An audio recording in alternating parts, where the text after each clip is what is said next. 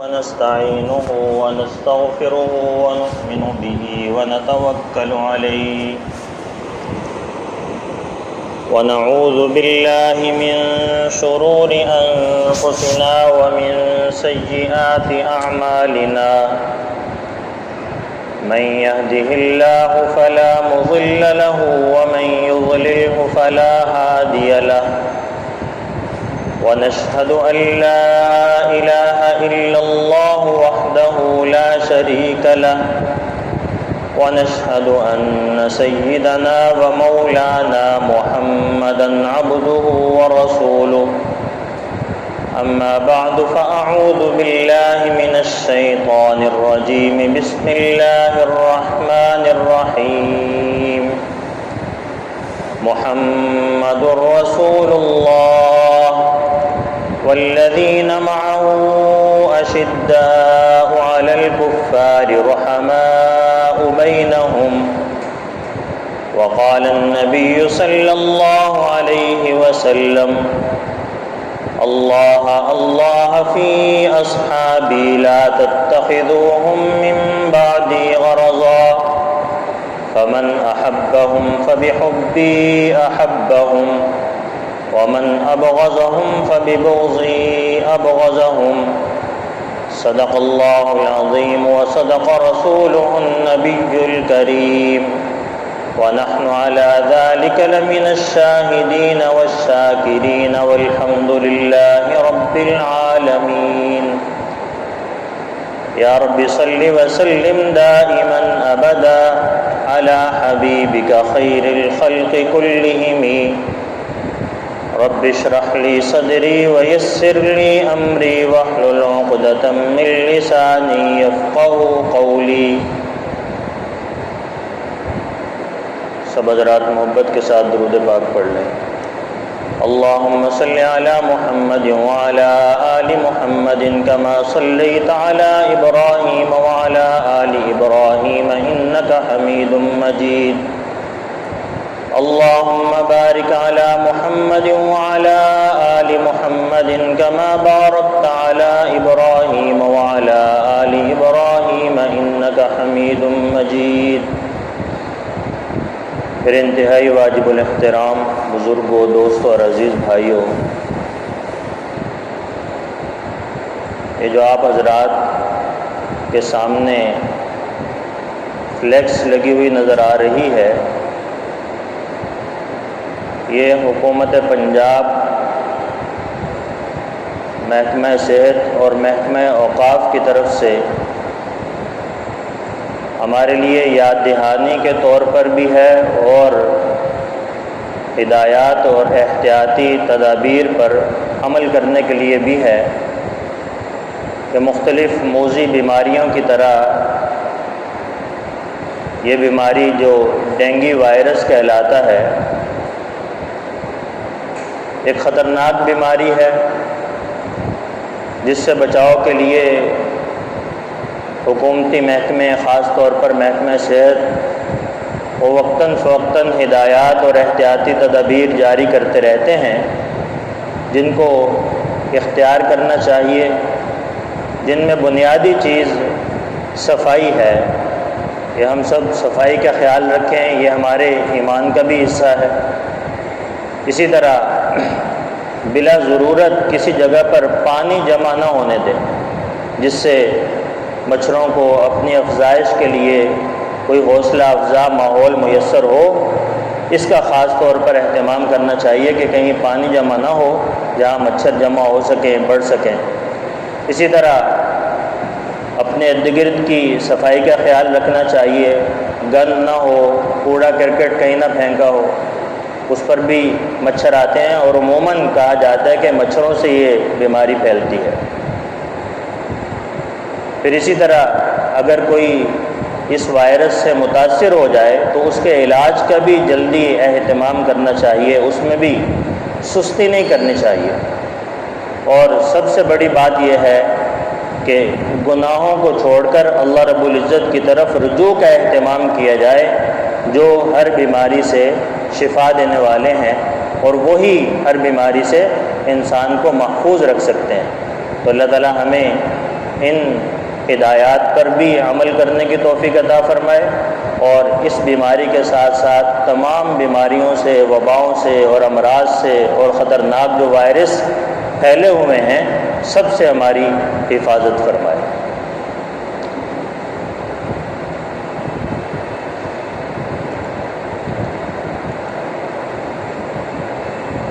آج کی جو گفتگو ہے اس کا موضوع ہے حضور اکرم صلی اللہ علیہ وسلم کے صحابہ کرام کا مقام اور درجہ۔ سب سے پہلے یہ بات یاد رکھنی چاہیے کہ گناہوں سے معصوم ہونا، گناہوں سے محفوظ ہونا، یہ صرف اور صرف انبیاء علیہم السلام کا خاصہ ہے کہ وہ ایسے بہترین انسان ہیں جن کی اللہ رب العزت نے خصوصی حفاظت فرمائی ہے کہ ان سے کوئی گناہ سرزد نہیں ہو سکتا۔ انبیاء علیہم السلام کے علاوہ باقی جو انسان ہیں ان میں سے کسی بھی انسان سے کوئی بھی گناہ جو ہے وہ سرزد ہو سکتا ہے، یہ کوئی بعید بات نہیں ہے۔ لیکن باقی انسانوں کی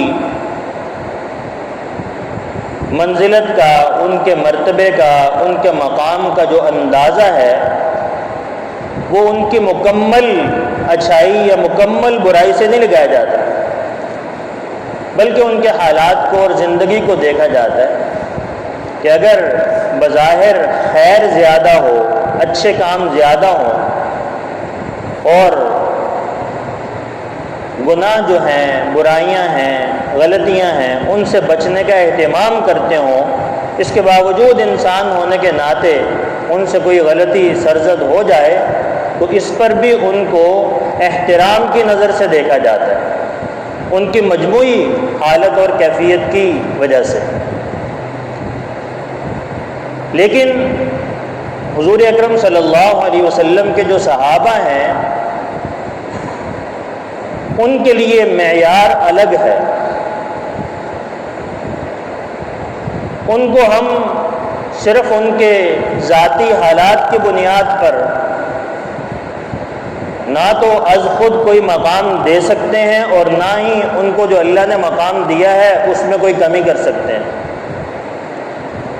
اس لیے کہ وہ عام انسانوں کی طرح نہیں ہے۔ اس لیے عام انسانوں کی زندگی کو دیکھنے کے لیے تاریخ اور ان کے جو حالات ہوتے ہیں ان کی بنیاد پر ہم فیصلہ کرتے ہیں کہ فلاں آدمی کیسا تھا، تاریخ کیا کہتی ہے، حالات و واقعات کیا کہتے ہیں، لوگوں نے اس کے بارے میں کیا لکھا ہے، تو اس کی بنیاد پر ہم لوگوں کا فیصلہ کرتے ہیں۔ لیکن صحابہ کرام کے بارے میں یہ بات یاد رکھنی چاہیے کہ یہ ایک ایسا مقدس گروہ اور ایسی مقدس جماعت ہے جس کو اللہ رب العزت نے خود اپنے رسول حضرت محمد صلی اللہ علیہ وسلم کی صحابیت کے لیے، ان کے ساتھ کے لیے چنا ہے۔ یہ اللہ رب العزت کا انتخاب ہے، اور اس حیثیت سے صحابہ کرام کی جماعت رسول اللہ صلی اللہ علیہ وسلم اور آپ کی امت کے درمیان ایک واسطہ ہے۔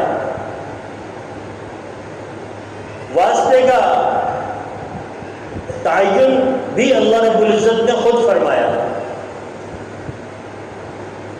کہ یہ جو بعد میں آنے والی امت ہے، یہ اگر حضور اکرم صلی اللہ علیہ وسلم تک پہنچنا چاہے، آپ کی زندگی کو معلوم کرنا چاہے، آپ کے اقوال و افعال کو دیکھنا چاہے، آپ کی تعلیمات کو معلوم کرنا چاہے، جو قرآن آپ لے کے آئے ہیں اس قرآن کو پڑھنا چاہے، تو اس کے لیے اللہ رب العزت نے صحابہ کرام کو ایک واسطہ اور ایک پل بنا دیا کہ اس ذریعے کو، اس راستے کو اور اس واسطے کو اختیار کیے بغیر ہم حضور اکرم صلی اللہ علیہ وسلم کی ذاتی زندگی تک نہیں پہنچ سکتے۔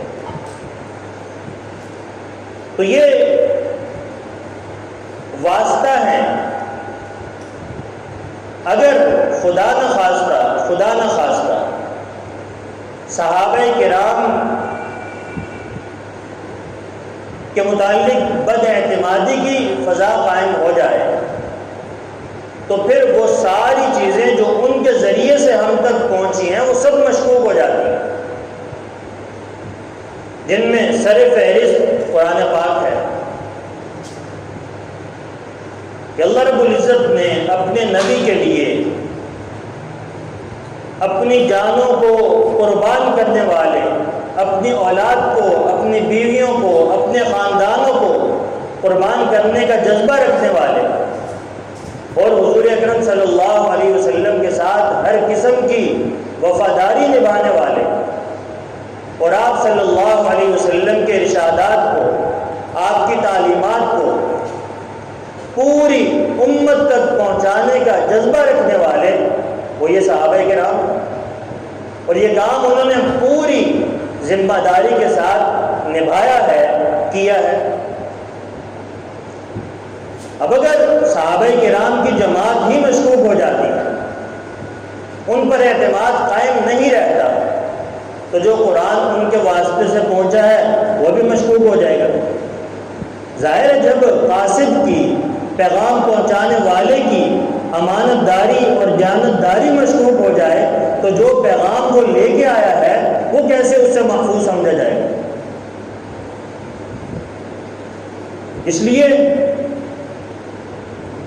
اس قرآن پاک پر اعتماد کرنے کے لیے، پورے دین اسلام پر اعتماد کرنے کے لیے، حضور اکرم صلی اللہ علیہ وسلم کی پوری زندگی اور حیات طیبہ پر اعتماد کرنے کے لیے اور ان سے رہنمائی حاصل کرنے کے لیے سب سے پہلا کام جو کرنا پڑے گا وہ صحابہ کرام پر اعتماد کرنا پڑے گا، اور غیر مشروط، غیر متزلزل اعتماد.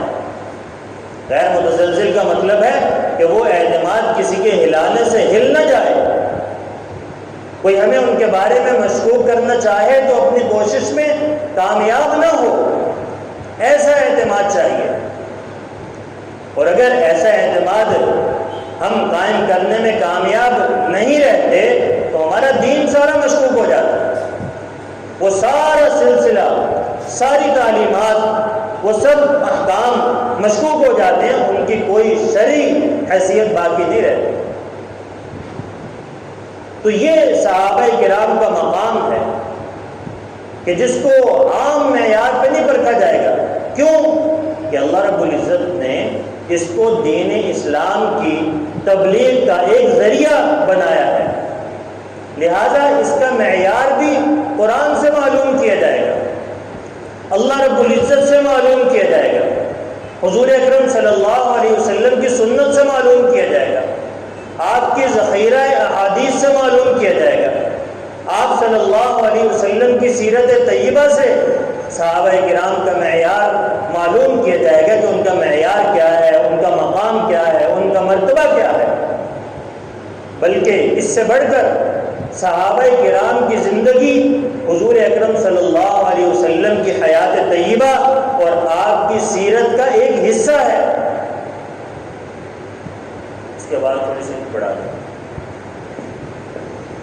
ہم کہتے ہیں حضور کی سنت، حضور کا عمل، حضور والی نماز، حضور والا روزہ، حضور اکرم صلی اللہ علیہ وسلم نے جو حج کیا تھا وہ حج. اسی طرح ہم کہتے ہیں حضور کے صحابہ، حضور کے ساتھی، حضور کے چاہنے والے، حضور کے جانثار، حضور کے وفادار، حضور اکرم صلی اللہ علیہ وسلم کی جماعت، آپ کے شاگرد، آپ کے تربیت یافتہ لوگ، آپ کی درسگاہ، آپ کا مدرسہ، تو ان کا تعلق براہ راست حضور اکرم صلی اللہ علیہ وسلم کے ساتھ ہے. تو جیسے آپ کی نماز وہ نماز پڑھنے والوں کے لیے معیار ہے، آپ کا رکھا ہوا روزہ روزہ رکھنے والوں کے لیے معیار ہے، اسی طرح حضور اکرم صلی اللہ علیہ وسلم کے صحابہ یہ بھی امت کے لیے معیار ہے۔ اگر ہم نے دین کا کام کرنا ہے تو کیسے کرنا ہے؟ جیسے صحابہ نے حضور سے سیکھ کے کیا ہے۔ اگر ہم نے نماز پڑھنی ہے تو کیسے پڑھنی ہے؟ وہ نماز جو صحابہ نے حضور کو پڑھتے ہوئے دیکھا، پھر امت کو بتایا، ہم وہ نماز پڑھیں گے تو اطمینان ہوگا کہ حضور اکرم صلی اللہ علیہ وسلم والی نماز پڑھ رہے ہیں۔ حضور اکرم صلی اللہ علیہ وسلم جو قرآن لے کر آئے اور جو رہتی دنیا تک ہدایت کا ذریعہ ہے، اس سے ہدایت لینے کے لیے ان صحابہ کرام پر اعتماد کریں گے جنہوں نے حضور سے یہ قرآن پاک سیکھ کر حاصل کر کے ہم تک پہنچایا۔ لہذا صحابہ کرام کا معاملہ عام انسانوں کا معاملہ نہیں ہے کہ اس کو عام تاریخی کتابوں میں دیکھا جائے، لوگوں کی لکھی ہوئی کتابوں کو پڑھ کر صحابہ کرام کے بارے میں موقف قائم کیا جائے، ایسا نہیں ہے۔ صحابہ کرام کے بارے میں موقف قائم کرنے کے لیے قرآن کا مطالعہ کرنا پڑے گا، حضور اکرم صلی اللہ علیہ وسلم کی سیرت طیبہ کا مطالعہ کرنا پڑے گا، آپ کے حدیث اور آپ کی سنت کو معلوم کرنے کی کوشش کی جائے گی، تب جا کے صحابہ کا مقام اور مرتبہ وہ سمجھ میں آئے گا۔ ایسا کیوں ہے؟ اس لیے کہ حضور اکرم صلی اللہ علیہ وسلم باقی انبیاء علیہ السلام کی طرح ظاہری زندگی کے اعتبار سے ایک خاص وقت تک کے لیے اس دنیا میں تشریف لائے اور پھر آپ کا وصال ہو گیا، تو آپ بحیثیت نبی اور بحیثیت رسول تو وہ دین جو اللہ رب العزت نے آپ کے سپرد کیا تھا اس کو قیامت تک آنے والے انسانوں تک نہیں پہنچا سکے۔ آپ کی ختم نبوت کے صدقے میں اللہ رب العزت نے صحابہ کرام کو آپ کا ساتھی بنا کر اس کا انتظام کر دیا کہ حضور اکرم صلی اللہ علیہ وسلم جو قرآن لے کے آئے ہیں، جو دین لے کے آئے ہیں، جو اللہ کے احکامات لے کے آئے ہیں، ان کو قیامت تک آنے والے آخری انسان تک کیسے پہنچایا جائے، اس کا انتظام کیا۔ اور یہ ذمہ داری حضور نے خود صحابہ کرام کو سونپی ہے۔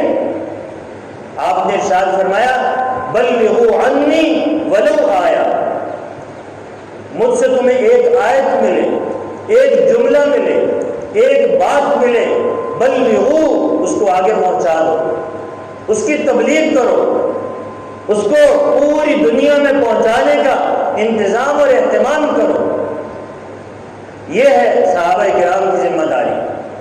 اسی طرح حجۃ الوداع کے موقع پر حضور اکرم صلی اللہ علیہ وسلم نے تمام صحابہ کرام کو خطاب کر کے یہ ارشاد فرمایا کہ فَلْيُبَلِّغِ الشَّاهِدُ الْغَائِبُ، جو لوگ یہاں موجود ہیں وہ مجھ سے یہ دین لے کر، اللہ کے احکام لے کر، یہ قرآن لے کر ان لوگوں تک بھی پہنچائیں جو اس وقت یہاں موجود نہیں ہیں۔ جو موجود ہیں وہ غیر موجود لوگوں تک یہ دین پہنچائیں۔ یہ ہے صحابہ کرام کی ذمہ داری۔ اب دیکھیں کہ صحابہ کرام اس ذمہ داری کو پورا کرنے کے اہل ہیں یا نہیں ہیں۔ آپ صلی اللہ علیہ وسلم وضو کے لیے پانی منگواتے ہیں، وضو فرماتے ہیں، میں اور آپ بھی وضو کرتے ہیں، ہم پانی لیتے ہیں، اس میں سے قطرے نیچے بھی گرتے ہیں، چہرے پر پانی ڈالتے ہیں، چہرہ دھل کے جو باقی پانی ہے وہ زمین پر گرتا ہے، لیکن حضور اکرم صلی اللہ علیہ وسلم کے صحابہ نے آپ کے استعمال شدہ پانی کے ایک ایک قطرے کی حفاظت کی ہے۔ حضور وضو فرماتے ہیں، صحابہ نیچے اپنے ہاتھ بچھا لیتے ہیں کہ کوئی قطرہ آپ کے جسم اقدس سے لگ کر زمین تک نہ گرے۔ وہ صحابہ کے ہاتھوں پہ آتا ہے، صحابہ اس بچے ہوئے پانی کے قطروں کو اپنے اپنے جسم پر مل لیتے ہیں۔ جو حضور اکرم صلی اللہ علیہ وسلم کے استعمال شدہ پانی کے ایک ایک قطرے کی اتنی حفاظت کرتے ہیں، وہ آپ کے پیغامات کی، آپ کے احکامات کی، آپ کی سنتوں کی، آپ کی احادیث کی اور آپ کے لائے ہوئے قرآن کی کتنی حفاظت کرنے والے ہوں۔ تصور ہی نہیں کیا جا سکتا کہ صحابہ کرام اس پیغام کو پہنچانے میں ذرہ برابر بھی کوئی غیر ذمہ داری کا مظاہرہ کرے، ورنہ تو پوری اسلام کی عمارت مشکوک ہو جاتی ہے۔ یہ ہے صحابہ کرام کا اصل منصب اور اصل ذمہ داری، قرآن کی حفاظت، دین اسلام کی حفاظت، احکامات الہیہ کی حفاظت، حضور اکرم صلی اللہ علیہ وسلم کی ایک ایک سنت کی حفاظت، یہاں تک کہ حضور چلتے کیسے ہیں۔ ہم بہت کوشش کر لیں تو کہیں جا کر ان روایات کو پڑھ کے حضور اکرم صلی اللہ علیہ وسلم کی طرح چلنے کی کوشش کر سکتے ہیں، پھر بھی مکمل طور پہ چل نہیں سکتے، اور نہ ہی اس کا حکم ہے، یہ طبی چیز ہے۔ لیکن صحابہ کرام نے آپ کی چال کی بھی حفاظت کی ہے کہ آپ چلتے کیسے تھے، آپ قدم اٹھاتے کیسے تھے، دوبارہ زمین پہ رکھتے کیسے تھے، آپ کسی کے ساتھ گفتگو کرتے، آپ کے چہرے کا رخ کیسا ہوتا تھا، آپ کے چہرے پر مسکراہٹ کیسی ہوتی تھی، آپ اس کا ہاتھ کتنی دیر تک تھامے رہتے تھے، آپ اس کی طرف کس انداز میں متوجہ ہوتے تھے، ایک ایک حرکت کی حفاظت کی ہے۔ بلکہ آپ صلی اللہ علیہ وسلم کے چہرہ اقدس پر مختلف اوقات میں اور مختلف حالات میں جو تبدیلی آتی تھی، جو تغیر آتا تھا، جو رنگ بدلتا تھا، جو چہرے کے آثار میں تبدیلی آتی تھی، صحابہ کرام نے اس کی بھی حفاظت کی کہ آپ نے فلاں موقع پر فلاں بات کرتے ہوئے کیسا چہرہ بنایا، آپ کے چہرے پر اثرات کیسے تھے، رنگ کیسا تھا، تبسم کیسا تھا، غصہ کیسا تھا، سختی کیسی تھی، پسندیدگی کے آثار تھے، ناپسندیدگی کے آثار تھے، سب کچھ محفوظ کیا۔ اور وہ اس کام کرنے میں اتنے کامیاب ہوئے ہیں کہ پوری امت کا اس بات پر اتفاق ہے کہ علماء امت، ان میں مفسرین ہوں، محدثین ہوں، فقہاء ہوں، علماء ہوں، صلحاء ہوں، اولیاء اللہ ہوں، سب کا بالاتفاق یہ موقف ہے کہ الصحابہ کلہم عدول، کہ صحابہ کرام کلہم سب کے سب، ابو بکر صدیق سے لے کر طفیل ابن عمر تک، سب کے سب صحابی عدالت کے اعلیٰ معیار پر ہیں۔ کیوں؟ کہ انہوں نے حضور اکرم صلی اللہ علیہ وسلم کے پیغام کو پہنچانے میں، آپ کی زندگی کو محفوظ کرنے میں اور حفاظت کے ساتھ آگے امت تک پہنچانے میں ذرہ برابر ناانصافی سے کام نہیں لیا، پوری دیانتداری کا ثبوت دیا ہے، انصاف کا دامن ہاتھ میں تھام کے رکھا ہے، اور کسی قسم کی کوئی لغزش صحابہ کرام سے کسی کے نظر میں نہیں آتی۔ یہ کوئی معمولی کام تھا؟ اگر یہ کام معمولی نہیں تھا تو اس کے لیے جو لوگ چنے جانے تھے وہ معمولی چنے جانے تھے کہ جس پہ جو آدمی چاہے اٹھ کے تبصرہ شروع کر دے، تنقید شروع کر دے، اپنے گندے خیالات کا اظہار شروع کر دے۔ آپ اپنے باپ پہ تبصرہ کر سکتے ہیں کہ میرا باپ بہت اچھا آدمی ہے لیکن یہ والا کام اچھا نہیں کرتا۔ آپ اپنے پیر پہ تبصرہ کر سکتے ہیں کہ وہ بڑا سنت کا پابند ہے لیکن اس کی طبیعت میں ذرا سختی زیادہ ہے۔ آپ یہ تبصرہ کر سکتے ہیں، لیکن یہ تبصرہ حضرات صحابہ کرام کی جماعت کے کسی ایک چھوٹے سے چھوٹے صحابی پر نہیں کر سکتے، ان پر زبان تان دراز نہیں کر سکتے، ان پر تنقید نہیں کر سکتے، ان کو اپنی تنقید کا ہدف اور نشانہ نہیں بنا سکتے۔ کیوں؟ سوال پیدا ہوتا ہے کہ انبیاء بھی نہیں ہیں، انبیاء جیسے معصوم بھی نہیں ہیں، انسان ہیں، غلطی ہو سکتی ہے، ہوئی بھی ہیں، تو پھر تنقید کیوں نہیں ہو سکتی؟ اس لیے کہ تنقید، بحث، جرا وہ فیصلہ آنے سے پہلے ہو سکتی ہے، فیصلہ آنے کے بعد نہیں ہو سکتی۔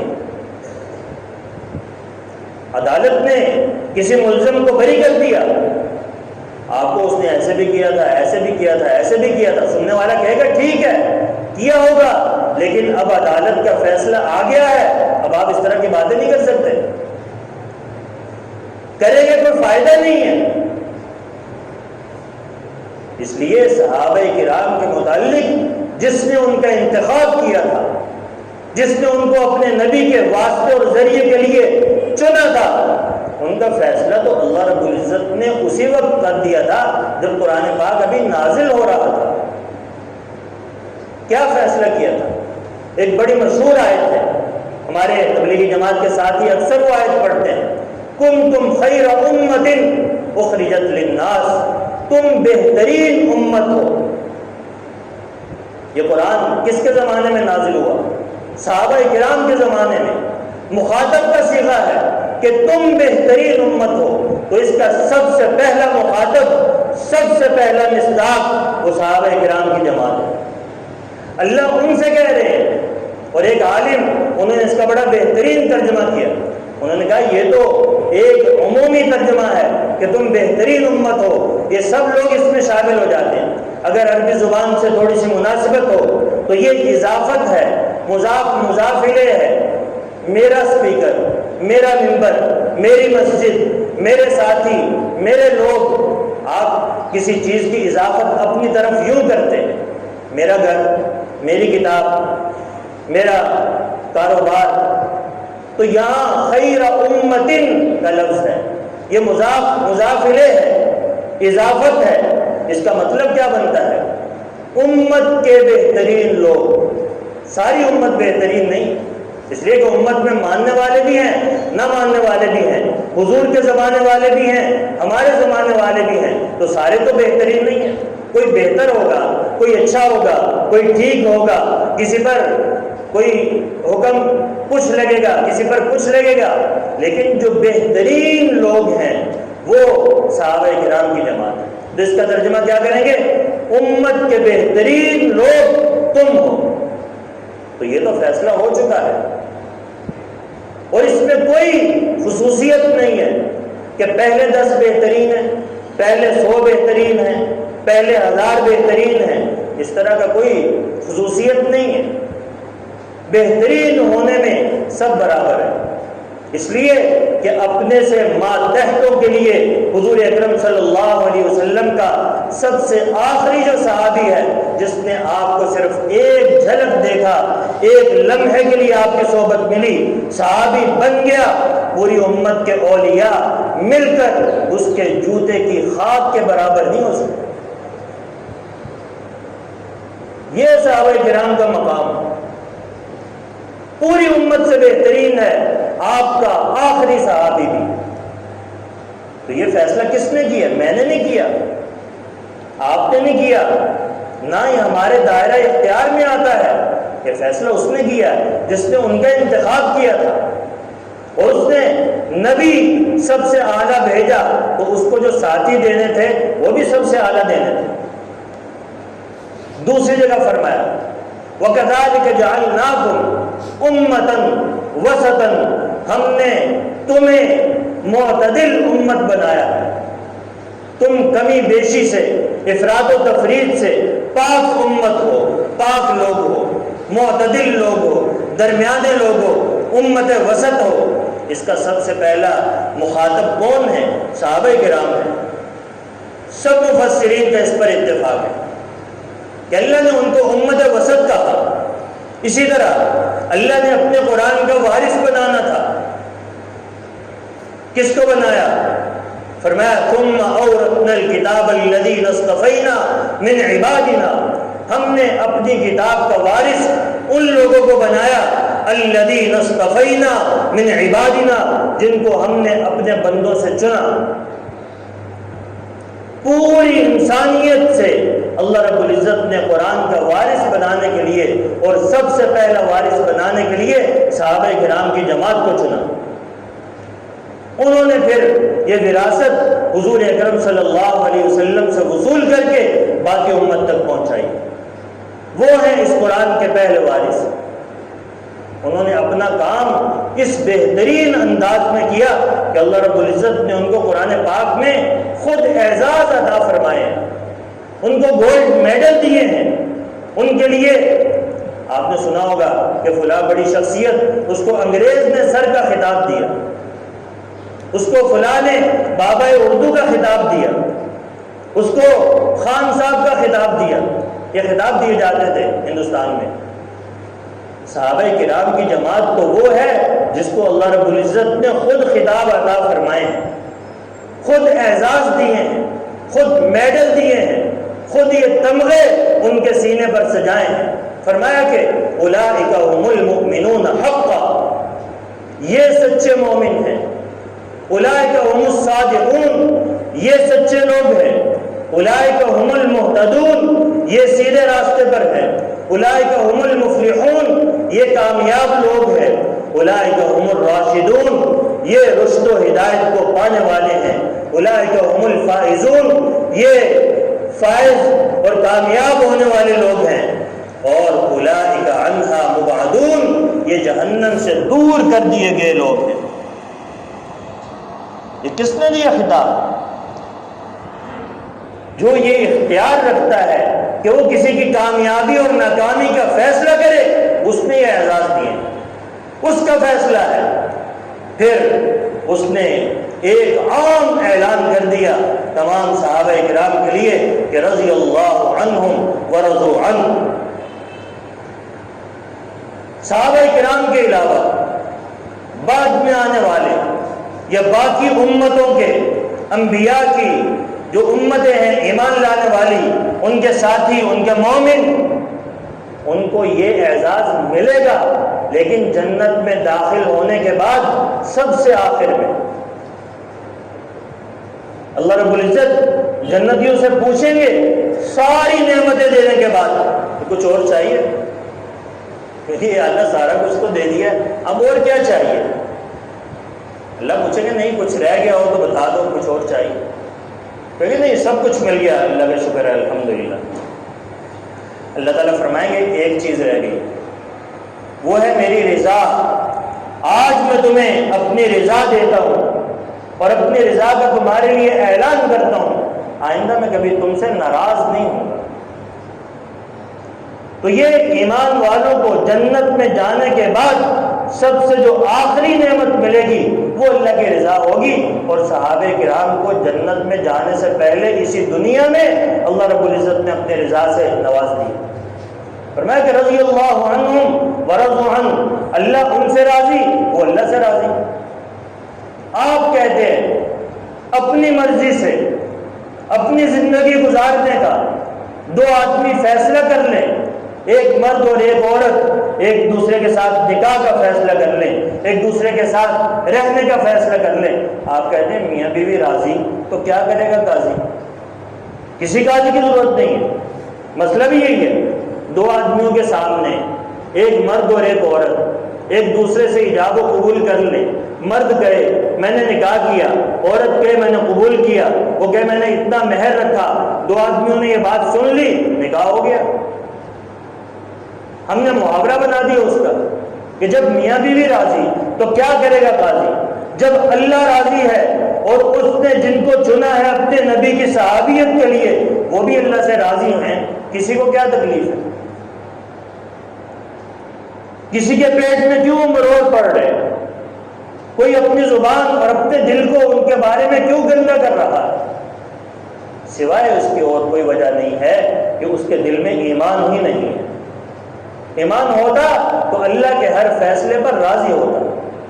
وما كان لمؤمن ولا مؤمنة، کسی مومن کو کسی مومنہ عورت کو یہ اختیار نہیں ہے اذا قضى الله ورسوله امرا ان يكون لهم الخيار، کہ جب اللہ اور اس کا کوئی رسول فیصلہ کر دے پھر بھی ان کے پاس کوئی اختیار ہو، یہ ایسا کسی کے لیے نہیں۔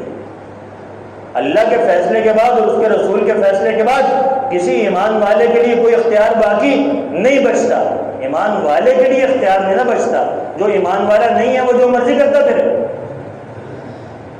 ہاں صحابہ کرام پر بھوگنے کی اجازت ہے، لیکن اس ایمان کی حدود سے نکلنے کے بعد۔ ایسا نہیں ہو سکتا کہ آپ اللہ کے پیاروں کو تان و تشنیع کا نشانہ بھی بنائیں اور یہ سمجھیں کہ میں بڑا ایمان والا ہوں۔ ایسا نہیں ہے۔ اور یہ فیصلہ کس نے کیا؟ یہ حضور اکرم صلی اللہ علیہ وسلم نے اپنے صحابہ کے بارے میں فیصلہ کیا۔ فرمایا کہ لا تسبوا اصحابی، گالی دینا تو بہت دور کی بات ہے، میرے صحابہ کو برا بھی نہ کہو، یہ بھی نہ کہو کہ انہوں نے یہ کام ٹھیک نہیں کیا، اپنی زبانوں کو روک کے رکھو۔ لا تسبوا اصحابی، کیوں؟ فإن أحدكم لو انفق مثل أحد ذهبا، تم میں سے اگر کوئی آدمی، ویسے کوئی کر نہیں سکتا لیکن بالفرض تم میں سے کوئی احد پہاڑ کے برابر سونا خرچ کر دے اللہ کی راہ میں، سونا صدقہ کر دے، ہزاروں من سونا اللہ کے راستے میں خرچ کر دے، فرمایا کہ ما بلغ مد احدہم، مد ایک پیمانہ جیسے ہمارے پیمانے ہوتے ہیں، ایک سیر یا 1 کلو کے برابر ہے، فرمایا وہ ان صحابہ کے خرچ کیے ہوئے 1 کلو یا آدھے کلو کے برابر بھی نہیں ہو سکتا۔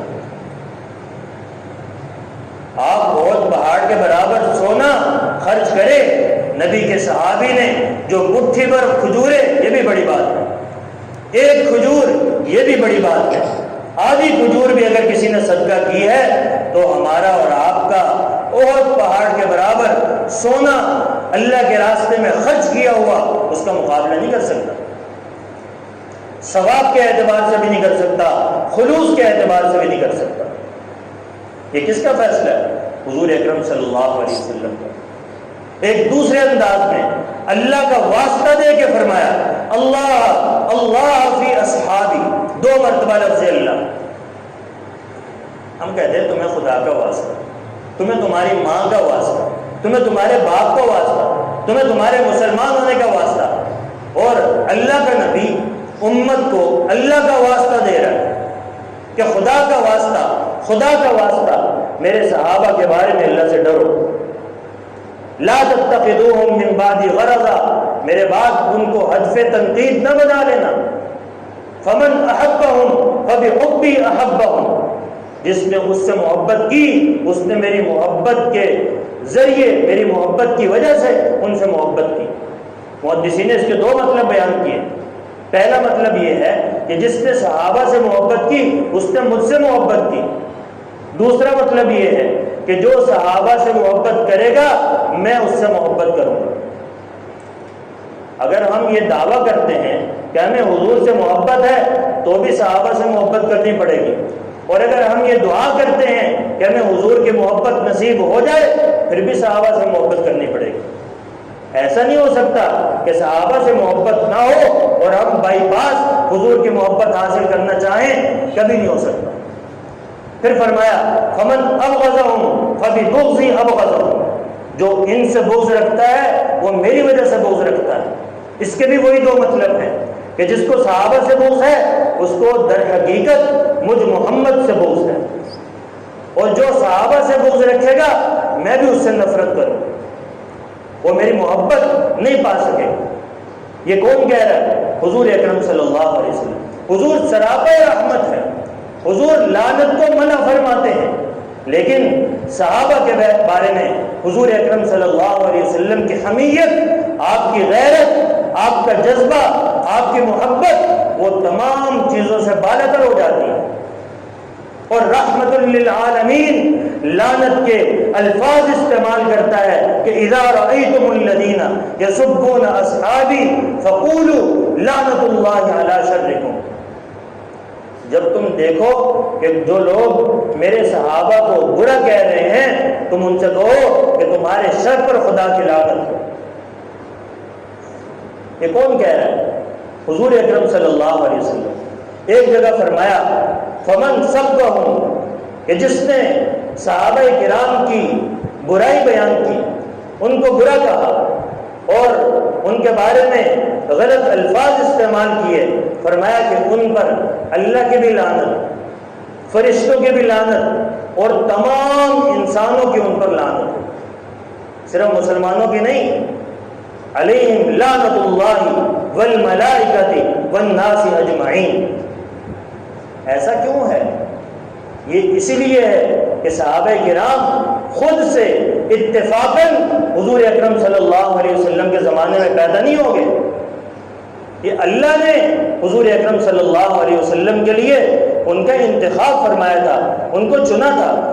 حضرت عبداللہ ابن مسعود رضی اللہ تعالی عنہ وہ فرماتے ہیں صحابہ کرام کے بارے میں، ان اللہ نظر فی قلوب العباد، اللہ نے اپنے تمام بندوں کے دلوں پر نظر ڈالی، دلوں کو دیکھا، فرمایا فنظر قلب محمد صلی اللہ علیہ وسلم، تو حضور اکرم صلی اللہ علیہ وسلم کے قلب اطہر کو جب دیکھا، فبعثہ برسالتی، اس کو اپنی رسالت کے لیے مبعوث فرمایا۔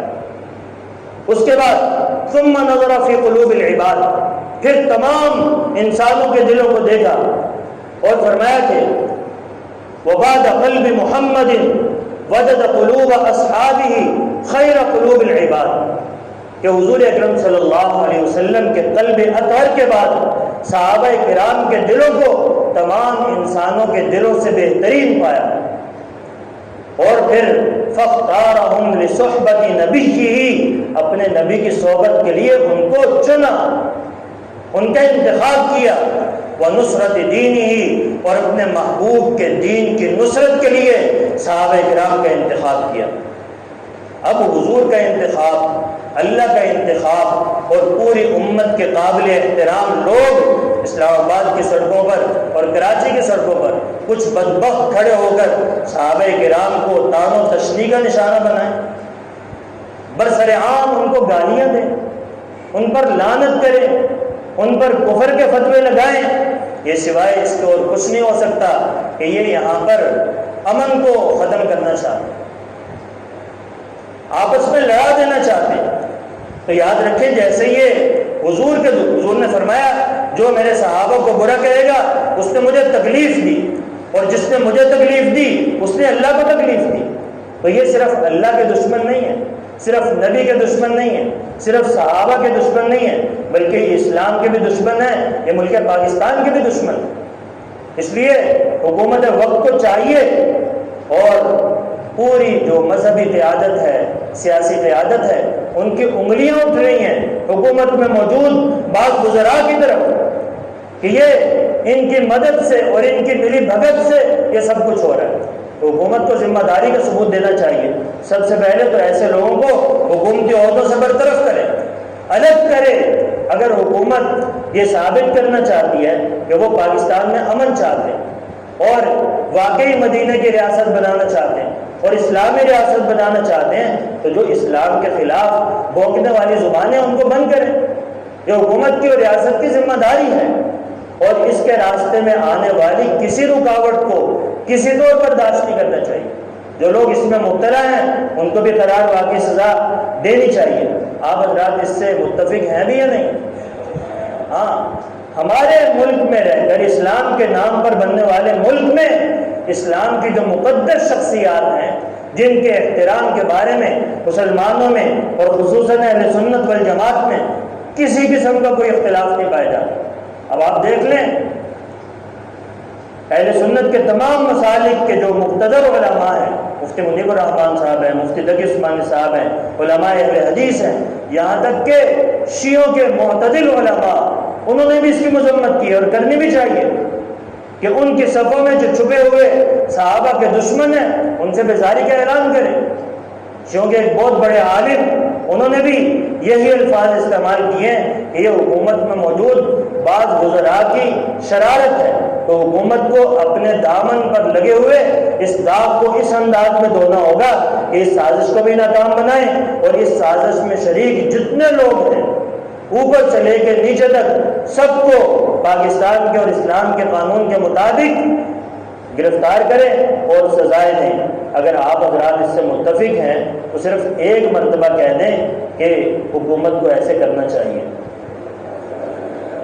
اور اگر گستاخی نہ ہو تو ہاتھ اٹھا کے ایک مرتبہ اس کا اظہار کر دیں، تاکہ ہم قیامت میں حضور اکرم صلی اللہ علیہ وسلم کے صحابہ سے محبت کرنے والے شمار ہوں۔ صحابہ کے دفاع اللہ نے خود کیا ہے، اور یہ اللہ کی سنت ہے کہ حضور اکرم صلی اللہ علیہ وسلم کے صحابہ کا دفاع کرنا۔ اللہ تعالی ہمیں حضور اکرم صلی اللہ علیہ وسلم سے اور آپ کے ایک ایک صحابی سے سچی محبت نصیب فرما دے۔ وآخر دعوانا الحمدللہ رب العالمین۔